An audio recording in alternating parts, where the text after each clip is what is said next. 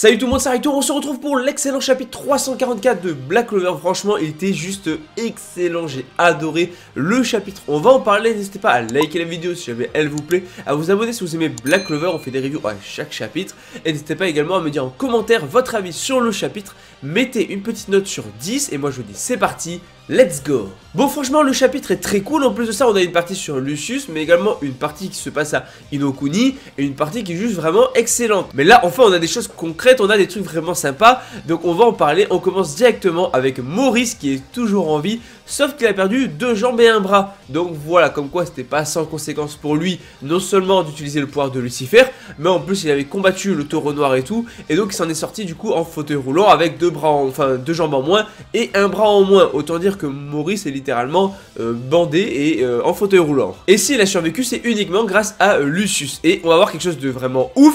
Lucius va nous faire une dinguerie. Premièrement, on voit qu'il possède toujours les corps de Vanica, Dante et Zenon. Alors maintenant, il peut utiliser leur magie, parce qu'il va utiliser leur magie pour recréer les membres du corps du coup de Maurice, donc ses 2 jambes et son bras. Donc là c'est même pas de la magie de régénération, c'est carrément une magie qui permet de recréer un corps, une magie au-dessus. Mais je rappelle, c'est un peu comme dans Harry Potter, on a quand même du coup le sang avec Vanica, les os avec Zenon et la chair avec Dante. Quand tu mélanges ces 3 trucs là, ben en fait tu peux recréer la vie. Donc c'est comme ça que Lucius a pu recréer du coup les parties de Maurice. Maintenant, est-ce que du coup les 3 sont bel et bien morts? Est-ce qu'ils utilisent leur pouvoir alors qu'ils sont morts? Ou est-ce que finalement ils seraient pas encore en vie, genre un petit chouïa de vie, tu vois? Ils ne sont pas totalement morts, et peut-être qu'ils sont juste maintenus du coup en vie dans la sphère de Lucius.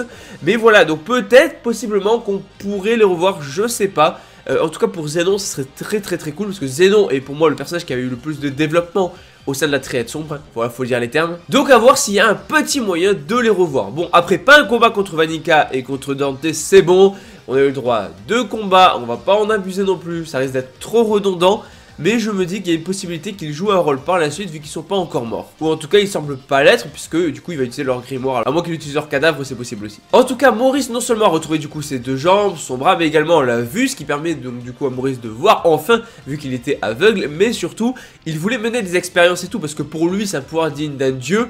Sauf que bah directement on a Lucius qui va le transformer en paladin, et qui va en gros lui dire d'utiliser sa science magique et sa modification magique pour le bien de la paix. Il va également appeler donc Sister Lily, et il va lui dire que du coup il y a un futur pas ouf, pas assez, donc du coup un petit inconvénient du coup au niveau de Inokuni, et c'est un futur qu'il va falloir changer, dont il va falloir se débarrasser. Donc il va envoyer du coup en paladin Sister Lily pour justement gérer l'opération et se débarrasser des gens à Inokuni, pour justement empêcher ce futur qui peut poser problème. Et c'est intéressant parce que déjà on a confirmation que Is, rappelez-vous de Is, le gars qui utilisait la glace, qui s'est battu contre Noël, Magna et Asta, on a confirmation qu'il est encore en vie. C'est forcément lui, il a la même cicatrice, la même magie, magie de glace. Maintenant, comment il a survécu alors qu'il s'était fait exploser? J'en ai mais aucune idée, on n'a pas d'explication là-dessus. Alors peut-être qu'on l'aura au moment même où il va se redevenir humain, peut-être qu'un jour il redeviendra humain, je sais pas.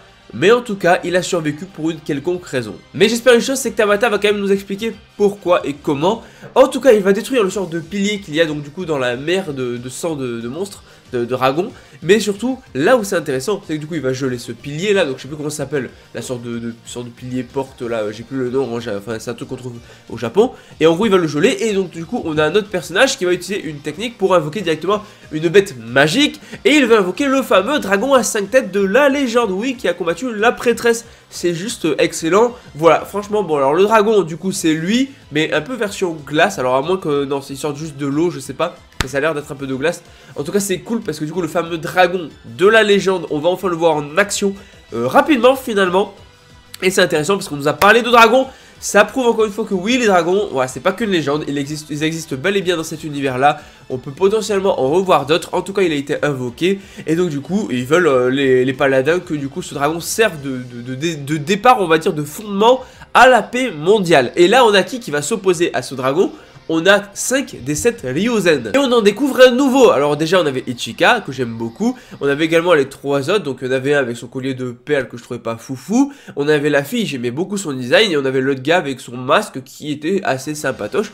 Mais surtout on a un nouveau personnage qui apparaît ici, un des nouveaux Ryozen, qui va du coup se frotter au dragon. Donc c'est une fille avec une tenue de kimono, tout ça, le katana et tout, la coupe de cheveux avec des petites fleurs et tout. Non franchement son design est juste pépite. De toute façon je vous la montre à l'écran, mais on va se régaler, moi je vous le dis. Un combat avec 5 Ryozen contre le dragon qui en plus a 5 têtes. Dragon à 5 têtes, 7 Ryozen, donc un Ryozen par tête. C'est comme ça que va se dérouler le combat. C'est juste obligé, c'est pas une coïncidence. Si on a 5 dragons, enfin 5 têtes pour le dragon et 5 Ryozen qui sont là, oui, on va avoir un combat juste fou. Voilà, c'est cool un combat contre un dragon. Un dragon, ça fait plaisir. Dans l'univers de Black Clover, c'est toujours cool. Voilà, enfin on en voit un de nos yeux. Et pendant ce temps, on finit le chapitre sur Asta qui s'entraîne avec le plus fort des 7 Ryozen. Mais qu'est-ce qu'il est badass. Mais c'est quoi ce chara design de fou? Alors on voit qu'il y a un autre Ryozen juste derrière. On ne voit pas son visage, voilà, il a une sorte de chapeau.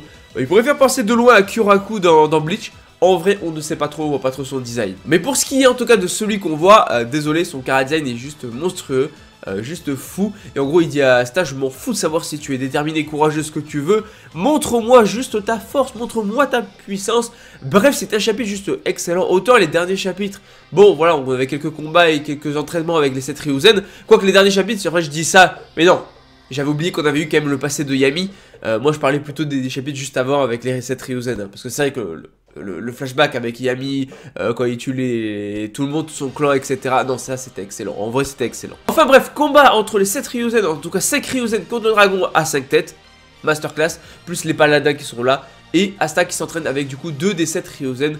Et après ils vont sûrement se réunir pour achever les paladins, ou en tout cas pour achever le dragon. Maintenant il reste une chose, c'est que Asta devienne enfin plus fort pour pouvoir battre Lucius, etc. Parce que là, il ne bat même pas les Ryozen. Donc, il va falloir qu'il s'entraîne de fou, là. Bref, c'était juste excellent. J'ai surkiffé le chapitre. Tu peux liker la vidéo si jamais elle te plaît.